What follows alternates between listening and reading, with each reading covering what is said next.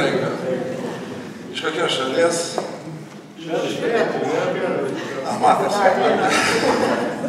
Priėjom prie staliukų, iš karto barmenas vienas normaliai šnekėjo, pasakė, kur nueiti, atėjo mergaitė, nieko nesuprato.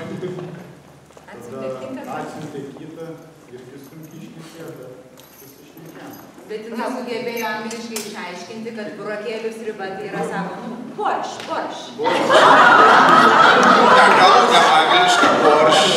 Pradžioj sako, raudonas sriuba, vadzis, tipo, Russian borš.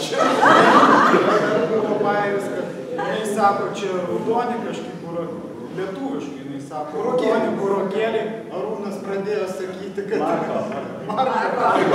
Jisai aiškinti angliškai, ar čia tokį. Bet jis nesako. Kur buvot, ką matėm? Matėm, tarpusavį bendravom. Nes 3 valandas. Žodžio Agnijai vietą labai fantastiškai, mes iš tikrųjų labai fantastiškai paleidom laiką. Nutarėm, ką mes darysim, mes susitikinėsim, turbūt gal jūs. Mes jau sutarėm laiką, net konkretų. Jau, vienus mėnesių paskutinis trečiadienis. Tokie swinger vakarėliai. Super gera, labai. Į tamsą įreisit kažkur, ne, bendrausit angliškai.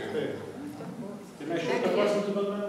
Mes kai sėdami mašinas jau važiuoti, net ne mašinom važiavom irgi kalbėjom angliškai, net tarpusavį susiskambinom ekipažą, bandėm kalbėti angliškai, išsiaiškinti, važiuoti jo. Ir jau tik paskui grįžtam atgal, kai sėdami mašiną, ir taip sakom lietuviškai. Kaip keista, nes nebesigalvoja lietuviškai, norisi galvoti angliškai. Jo, bet tada, kai kalbėjom telefonu, norėjom nukreipti, kur reikia važiuoti, tai gavosi, kai vieni važiavom vienas. Svarbiausia, kad galutinį tikslą pasiekėm. Pasiekėm kartu. O ką buvo ta plankė, kokias vietas? Tai viena restoraną. Mes važiavom Bradailių dvarą ir ten jisai kadangi užmiestyje, tai kadangi mūsų komanda vadinasi, buvom drakonai, tai mes nusifotografavom su dinozauru, nes turėjom pateisinti savo politiškai.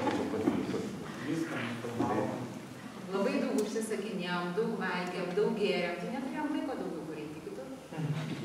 Iš esmės geriau vienoje vietoje, bet giliai. Mes nevalgėm, mes ir plaukėjom, mes turėjom kapitoną, nes mūsų bosas buvo ir kapitonas, jisai mus net paplūdė. Sėdėjom ant vandens, ant trosą.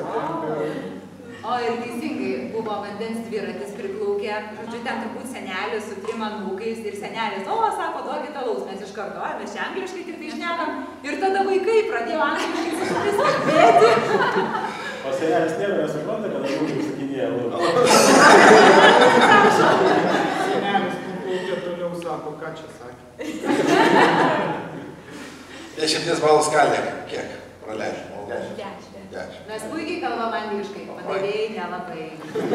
Iš tikrųjų, milžiniškas kiek pinigų prarandama dėl to, kiek mes Vilniuje ten dar, iš tikrųjų, nešneka bėga, nieko neduoda, nepasiūlų, nei suvenyrų, nieko.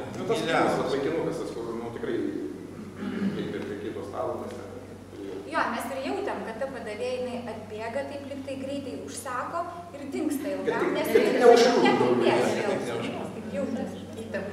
O ta tokia pagarba jums jautėt, kad jūs užsieniečiai? Vieną gerą istoriją, sakom, ta padavėja, kuri nekalbėjo angliškai, jinai perdavė stafetę kitą padavėjai ir ta atėjusi į virtuvę sakė, nu ką, Heba, ištos nekalbat angliškai, o aš dabar kiek arbatį dalyvauju. O viena grupė, atsimenu, man atrodo, Kaune užėjusi parduotuvę, tai tą taip išsigando, paliko parduotuvę. Visi taip įplišinėt labai lengva, pradė angliškai, visi išbėga iš parduotuvės. Tai super, malačia!